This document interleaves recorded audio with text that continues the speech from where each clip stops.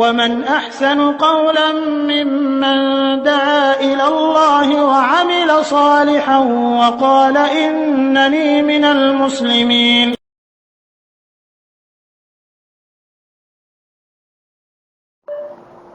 আসসালামু আলাইকুম ওয়া রাহমাতুল্লাহি ওয়া বারাকাতুহু।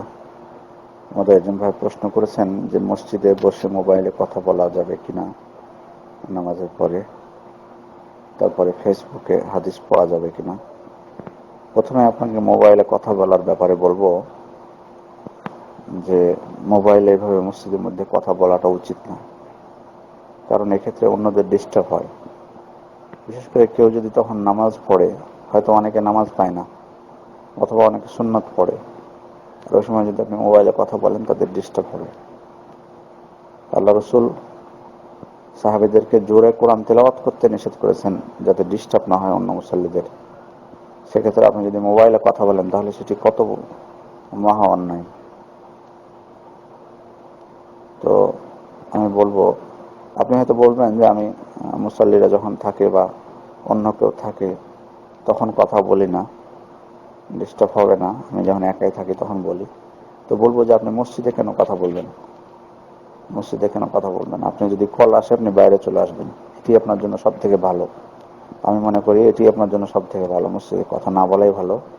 কারণ আপনারা একটি ঘটনা জানেন যে আল্লাহ রসুল যখন মসজিদে ছিলেন একদিন, তখন এক বেদুইন এসে মসজিদে পেশাব করে দিয়েছিলেন। তো যাই হোক, সাহাবীরা তার উপর খেপে গেছিলেন। আল্লাহ রসুল তাদেরকে বললেন যে তোমরা ছেড়ে দাও, সে পেশাব করুক, পূর্ণ করুক পেশাবটা।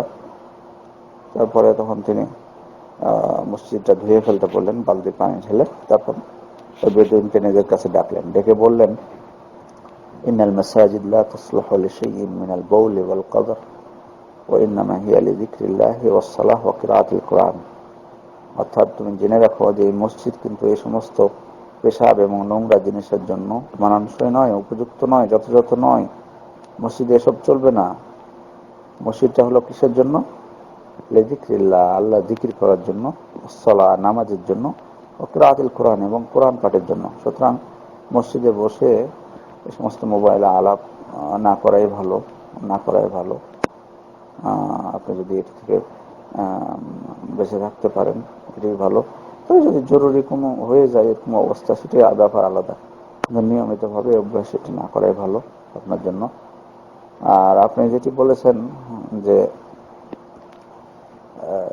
মোবাইল ফেসবুকে হাদিস পড়ার কথা, আসলে আপনি যদি মোবাইলের এখন অনেক প্রোগ্রাম আছে, মোবাইলে এখন অনেক প্রোগ্রাম আছে যেগুলোতে সরাসরি ওই প্রোগ্রাম থেকে হাদিস পড়া যায় বা যে কোনো ইসলামের বই আপনি পড়তে পারেন।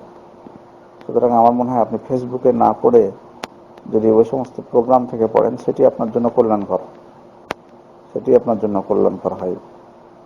কারণ আমি যতটুকু জানি যে ফেসবুকে হয়তো আপনি ভালো জিনিসই পড়তে চাচ্ছেন, কিন্তু অনেক সময় অনেক নোংরা ছবি বা খারাপ ছবি চলে আসে, আর এটা মসজিদে এটা মোটেই মানানসই না, এটা উচিত না।